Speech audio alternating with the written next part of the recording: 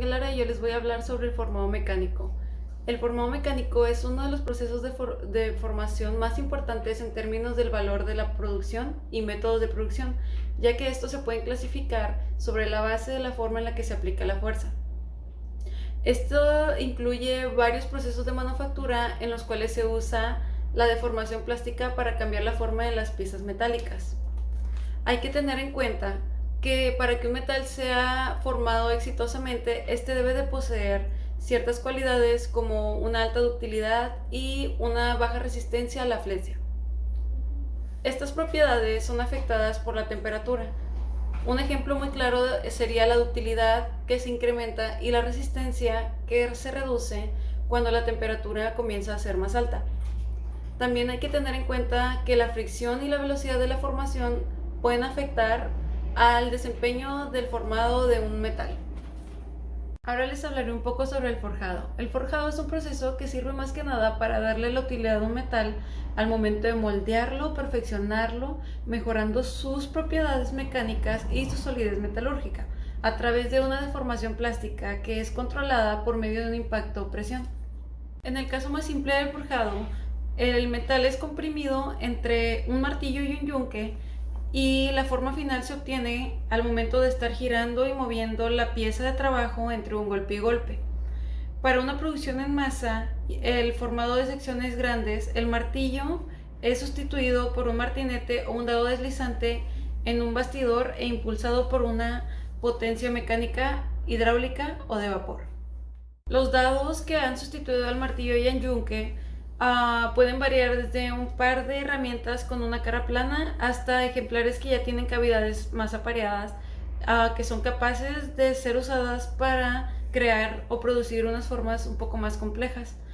Si bien el forjado puede realizarse ya sea con el metal caliente o frío, el elevado gasto de potencia y desgaste en los dados, así como relativamente la pequeña amplitud de deformación que es posible, limita las aplicaciones del forjado en frío. Por otra parte, el forjado caliente se está utilizando cada vez más como un medio para eliminar los iones y por las estructuras particularmente apropiadas o propiedades que pueden ser conferidas al producto final. Es el método de formado en metal más antiguo y hay muchos ejemplos que se remontan hasta 1000 años antes de Cristo. Para finalizar con mi parte, les hablaré también sobre el prensado. El prensado es un proceso que actúa sobre distintos materiales, ya sea frío, caliente o en cualquier otra operación en el que requiera una fuerte presión, como embalar, exprimir, forjar, estampar, embutir, extrusiones, laminar y estirar. El prensado simple se lleva a cabo presionando un trozo de metal entre un punzón y una matriz, así como al indentar un blanco y dar al punto una medida rígida. Como las latas para alimentos, los botes para bebidas son unos ejemplos súper comunes y se aplica en muchas otras partes. Su ventaja principal es que las piezas tienen casi el 100% de la densidad nominal del material que se emplea. Estas poseen una buena unión metalúrgica entre partículas con una estructura granular y por ello tiene unas buenas propiedades isopróticas.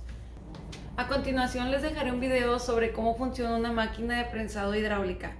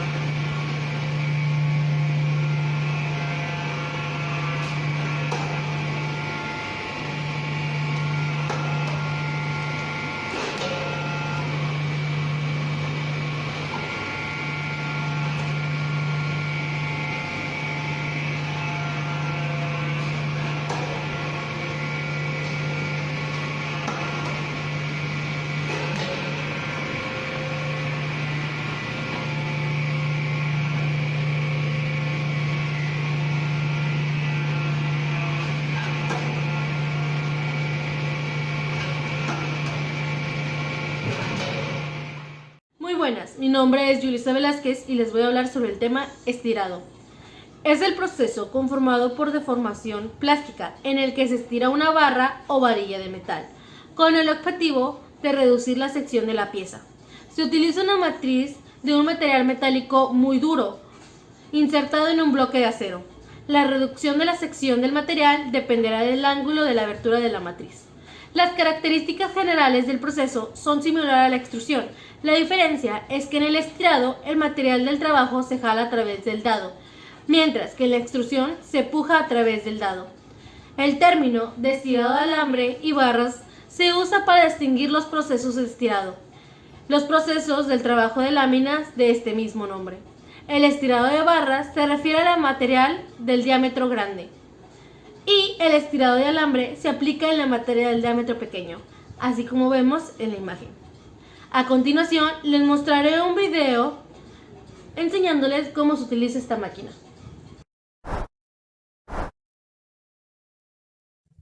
Proceso de estirado.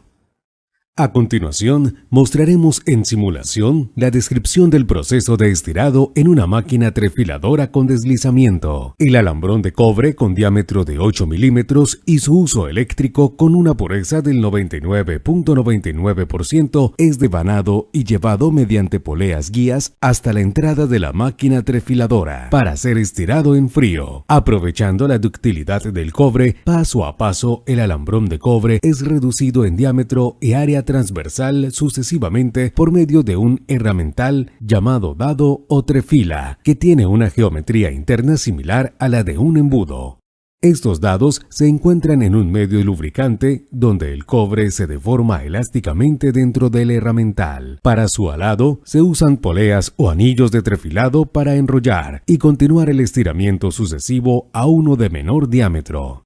Después, el alambre obtenido es sometido a un proceso en línea de recocido para devolverle las propiedades eléctricas y mecánicas que perdió en el proceso de estirado o trefilado, mediante corriente eléctrica con un diferencial de potencial que produce calentamiento en hilo en cámaras con atmósfera controlada con nitrógeno para desplazar el oxígeno y evitar la oxidación, obteniendo un hilo de cobre sólido que van a conformar un cable eléctrico.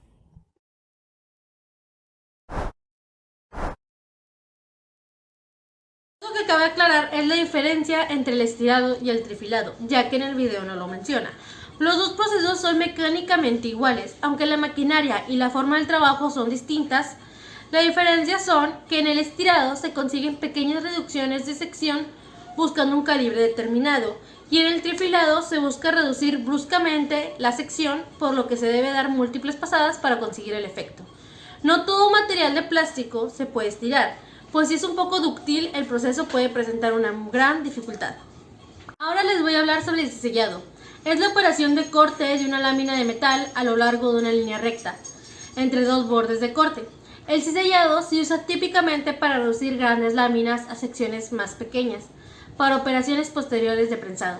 Se ejecuta una máquina llamada cizalla de potencia o cizalla recta. La cuchilla superior de la cizalla de potencia está frecuentemente sesgada. Para esta operación, la cizalla tiene dos vistas, que es la lateral de la operación y la frontal de la cizalla equipada con una cuchilla superior sesgada. El símbolo V indica velocidad, como lo podemos ver en la imagen. Esta viene por movimientos como la bancada, que es la pieza de fundación sobre la que descansa la máquina, el bastidor, que es la pieza de hierro que se apoya sobre la bancada y soporta la cuchilla y el pistón. La mesa, que es la pieza de hierro sobre la que se apoya el material a cortar y a la que pueden fijarse accesorios como guías o escuadras. El pisón, que es pieza de fundación que presiona y sujeta el material sobre la mesa de trabajo antes de efectuarse el corte.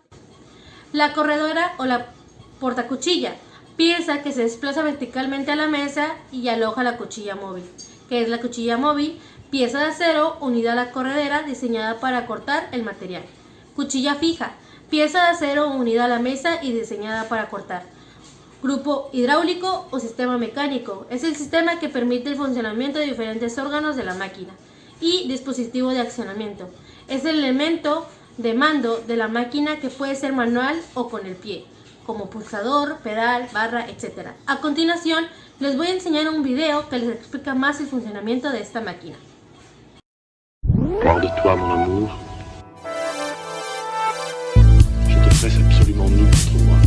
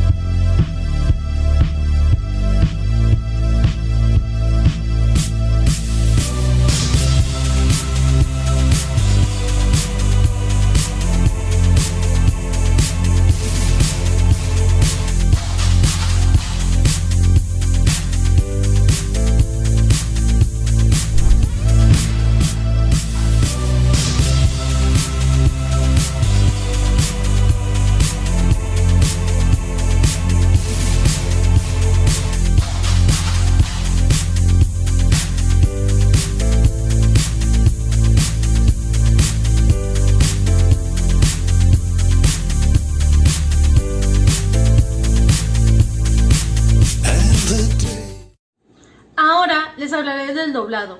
La operación del doblado consiste en realizar una transformación plástica de una lámina o plancha metálica y convertirla en una pieza con forma o geometría distinta a la anterior. En cualquiera de las operaciones del doblado, siempre deberán tenerse en cuenta los factores que pueden influir sobre la forma de la pieza, como por ejemplo la elasticidad de la materia, radios interiores y ángulos del doblado. Para la obtención de un buen doblado deben tenerse en cuenta 3 factores. La primera, no deben sufrir ningún movimiento anormal durante el doblado. La segunda, los radios interiores del doblado serán como mínimo igual al espesor de la chapa. Y la tercera, la superficie del punzón o matriz en el contacto con la chapa estarán lo más lisas y pulidas posibles. El doblado de piezas de chapa se realiza por medio de herramientas o matrices a doblar, que están compuestas por 2 partes esenciales: la superior o macho, conocida como punzón, y la inferior o la hembra, conocida como matriz. Y ahora, para finalizar mi tema, hablaré sobre la prensa dobladora.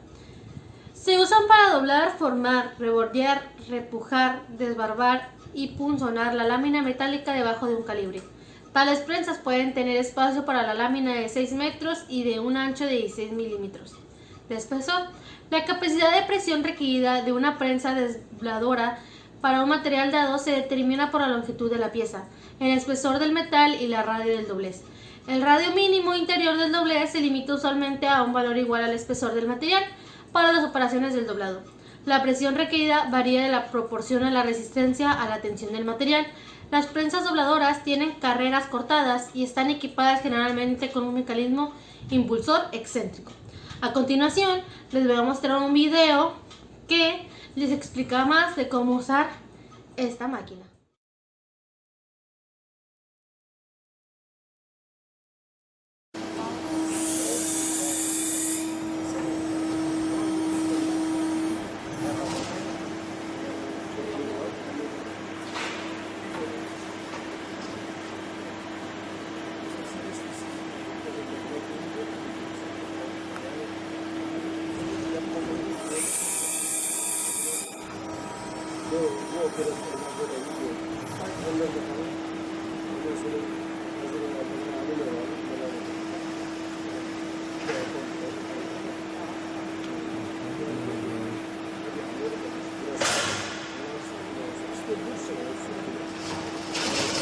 You watching this, Eminem?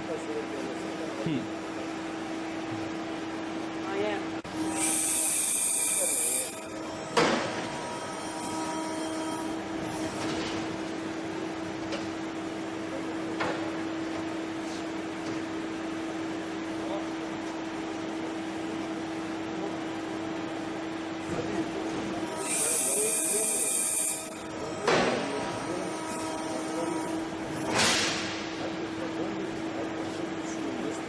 They're using 4-step E3 as soon as solid. Yes.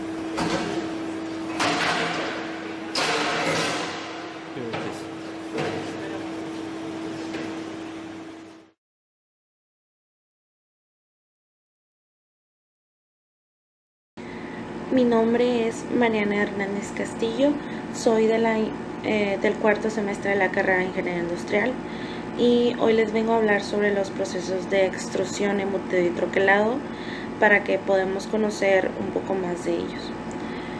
Voy a empezar con el proceso de la extrusión. Este es un proceso continuo en el cual los productos acabados se obtienen no forzando material fundido a través de una herramienta de conformación.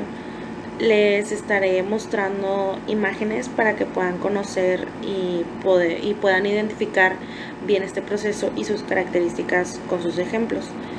El material utilizado en el proceso de extrusión se puede caracterizar por un alto nivel de viscosidad y los productos se obtienen con una sección transversal de la forma deseada.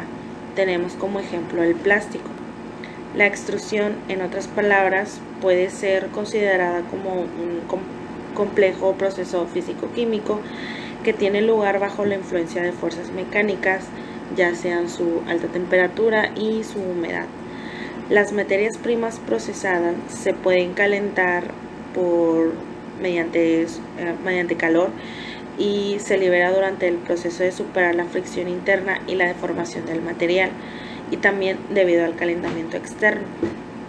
El proceso de extrusión se puede aplicar a casi todos los tipos principales de polímeros. Entre ellos tenemos los termoplásticos, los elastómeros y los termoendurecibles. Esta tecnología puede ser ampliamente utilizada para la producción de materiales de aislamiento térmico. El material de poliestireno obtenido por extrusión se utiliza para el aislamiento de los ferrocarriles, fundaciones, hormigón, entre otras cosas. El uso de este tipo de aislamiento reduce la capacidad de cambiar la superficie del suelo como resultado de la congelación. Una de las ventajas de la extrusión es que, sus principales ventajas son que en este proceso, por encima de manufacturados, son la habilidad para crear secciones transversales muy complejas, con materiales que son quebradizos, porque el material solamente encuentra fuerzas de compresión y de cizallamiento. Ahora voy a proseguir con el proceso de embutido. El embutido es una operación de formado de láminas metálicas que se puede usar para hacer piezas de forma copada, de caja y otras formas huecas más complejas. Las piezas más comunes que se pueden hacer por embutido son las latas de bebidas, como podemos ver en las imágenes, cosquillos, municiones, partes de automóviles, y este proceso permite obtener piezas de formas muy diversas y es una técnica de gran aplicación en todos los campos de la industria. Este proceso también se puede llevar a cabo únicamente en frío. Cualquier intento de estirado en caliente produce en el metal un cuello y la ruptura. El anillo de presión en la figura que les muestro aquí evita que el blanco se levante de la superficie del dado, dando arrugas radiales o pliegues que tienden a formarse en el metal, fluyendo hacia el interior desde la periferia del orificio del dado. También les voy a decir las ventajas de este. Es que de manera rápida y con costos relativamente bajos, su equipo necesario son de larga vida, por lo que únicamente se requiere de una inversión inicial para echar a andar este proceso, pero sus desventajas es que sus defectos son un poco más mayores, ya que puede desgarrarse tanto arrugamiento de brida o su pestaña y también rayados superficiales. Seguimos con el proceso de troquelado. Este es un proceso en el cual corta con precisión diferentes piezas.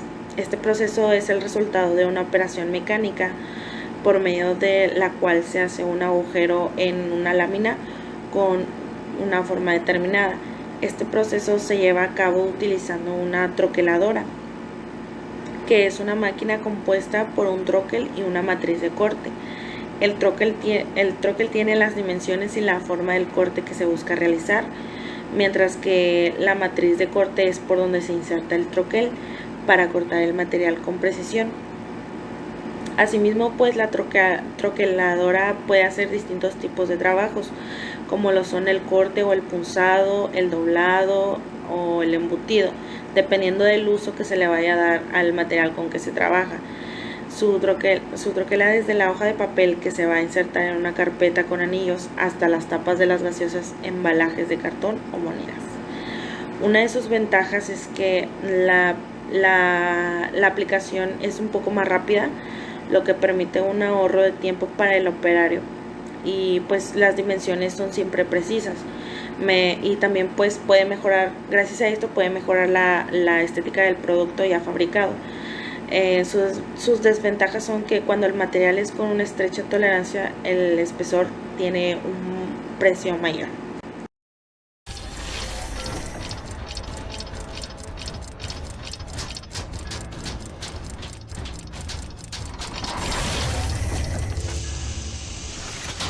Bueno, ahora les vamos a hablar sobre el desprendimiento de viruta por maquinado convencional y CNC. Existen dos tipos de maquinado, que son el convencional y el CNC. El convencional es todo aquel que requiera el apoyo de una persona, y el CNC es aquel que es mediante comandos o códigos por una computadora. CNC es control numérico por computadora, y el maquinado es el proceso mediante el cual se remueve metal para dar forma o acabado a una pieza. Después tenemos lo que es la viruta. La viruta es el arranque de viruta, se realiza mediante la penetración de una herramienta cuyo material es de mayor dureza que el de la pieza a cortar. Se puede decir que la viruta es como que el residuo o los sobrantes que quedan al realizar algún tipo de operación estándar, que son las que les voy a explicar ahorita más adelante, y aquí les dejo un ejemplo de lo que es una viruta. Después tenemos lo que es el taladrado, que es una operación estándar.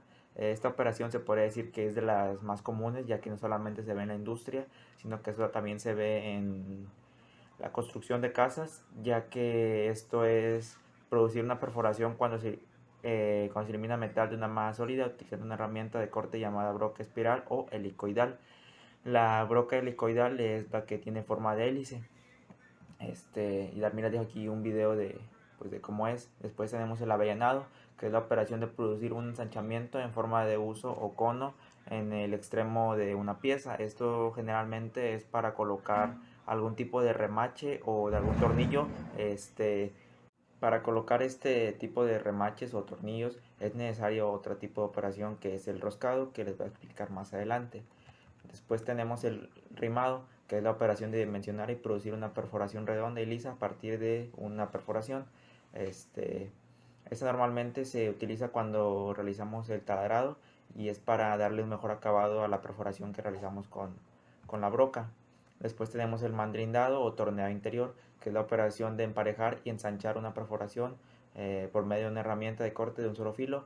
En sí, el mandrindado es la barra que sostiene la herramienta. El nombre de esta operación es torneado interior, y al igual que el avellanado sirve para colocar algún tipo de remache o tornillo adentro de la perforación.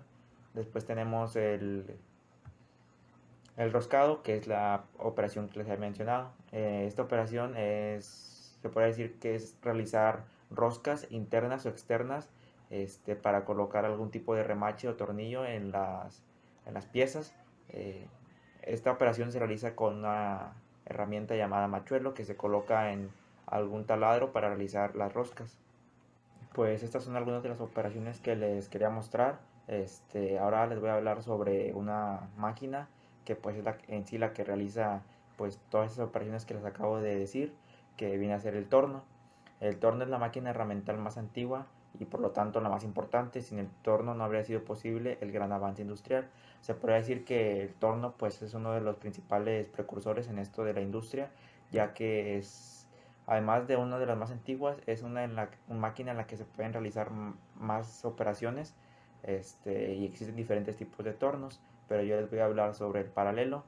En ese torno pues tiene demasiadas piezas, obviamente no les voy a explicar todas, pero sí les voy a explicar algunas de las más importantes, como viene a ser el cabezal, la pieza, la herramienta, el contrapunto, la bancada y el portaherramientas. El cabezal, como aquí vemos en la imagen, es la parte donde lleva pues todo, se puede decir que toda la configuración para configurar la velocidad de la pieza, hacia qué lado va a girar y todo eso. Después tenemos la pieza, que es donde va colocada pues la pieza. Después tenemos la herramienta y ahí va colocada la herramienta. El portaherramientas, que se puede mover hacia enfrente del operario, hacia él, hacia la derecha y hacia la izquierda. Después tenemos el contrapunto, al igual que el portaherramientas se puede mover hacia la pieza, hacia atrás, hacia el operario y hacia el otro lado. Y la bancada, que pues es la que sostiene a todo el torno. Y después tenemos el cilindrado, que el cilindrado es una operación realizada en el torno mediante la cual se reduce el diámetro de la barra de material que se está trabajando. En sí, esta operación solamente es para darle un mejor aspecto al cilindro y también para hacerlo más manejable. Y aquí les dejo un ejemplo de la operación. Después tenemos el refrentado. El refrentado es casi igual que el cilindrado, solamente que en solamente se maneja una parte del cilindro, solamente una parte externa, ya que en sí esto es para colocar algún tipo de remache, al igual que las operaciones anteriores que les había mostrado. Y pues es todo por mi parte. Muchas gracias. El torno al aire, carece de contrapuntas y el cabezal principal aloja un plato portapiezas con garras que pueden alcanzar relativamente grandes dimensiones, en ocasiones más de 1.5 metros de diámetro. El carro que porta el o los cabezales de herramientas se mueve sobre guías colocadas transversalmente al eje de rotación de la pieza, o sea, de frente a ellas.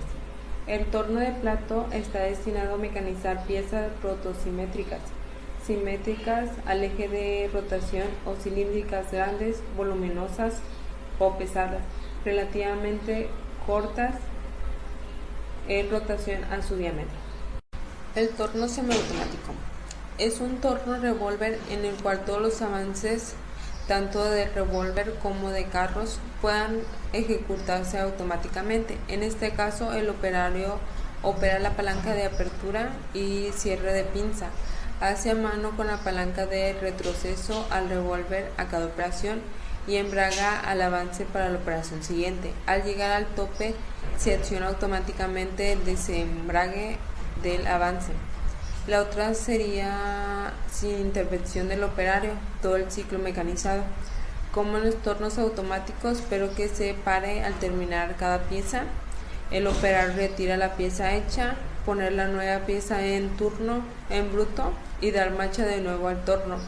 Esta más que nada se utiliza para piezas mayores de mayor tamaño o irregulares.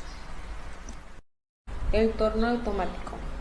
¿Esto qué es? Bueno, esto es una unidad alimentada a través de comandos desde un terminal de ordenador o de un control externo y que luego es capaz de trabajar de forma automática. El torno copiado. Este es una máquina de mecanizado que mediante el uso de dispositivos hidráulicos y eléctricos permite el torneado de piezas hasta alcanzar una réplica de estas. Esto se consigue gracias a la utilización de una plantilla que facilita el torneado de la pieza de acuerdo a sus propias características. El fresado. Este consiste principalmente en el corte del material que se mecaniza con una herramienta rotativa de varios filos que se llaman dientes, labios o blanquitas de metal duro, que ejecutan movimientos de a través programados de la mesa de trabajo en casi cualquier dirección de los tres ejes posibles en los que se puede desplazar la mesa donde va fijada la pieza que se va a mecanizar. La fresadora horizontal. Esta cuenta con unas fresas cilíndricas que se montan, como su nombre lo indica, sobre un eje horizontal. Permite ranurar con diferentes perfiles o formas de las ranuras. En la fresadora vertical el eje está orientado verticalmente. En este tipo de fresadora permite un corte más profundo que el anterior. La fresadora universal tiene como particularidad dos portaherramientas. El primero se encuentra en el cabezal, donde también está el husillo para la fresa, y cuenta con un amplio movimiento en distintas direcciones, ya sea vertical o horizontal. Y el segundo se encuentra en la mesa, en su mesa, y tiene parecido con un torno. Si esas dos portaherramientas funcionan de una manera correcta, se pueden hacer piezas muy asombrosas y muy buenas. Aquí les dejo un ejemplo de una fresadora universal.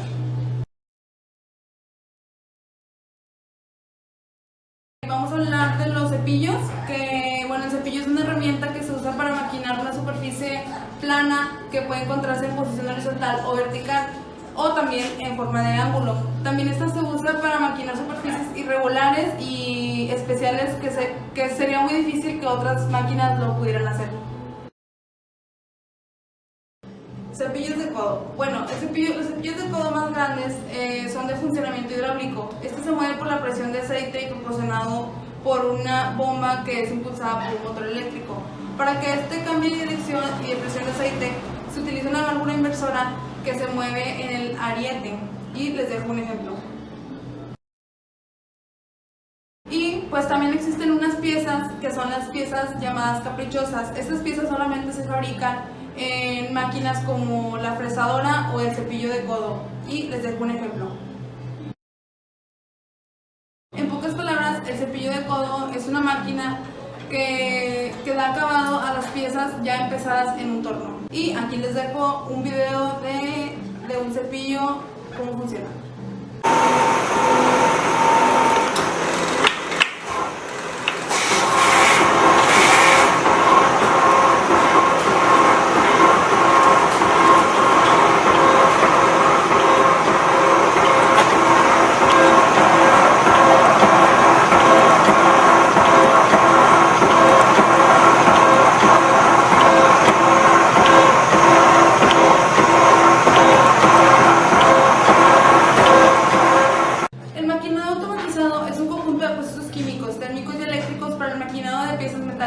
Este término también se utiliza en sistemas destinados a la fabricación en los dispositivos programados que pueden funcionar de manera independiente o con el control del humano. Principio de funcionamiento CNC. Para mecanizar una pieza se utiliza un sistema de coordenadas que especifican el movimiento de la herramienta de corte.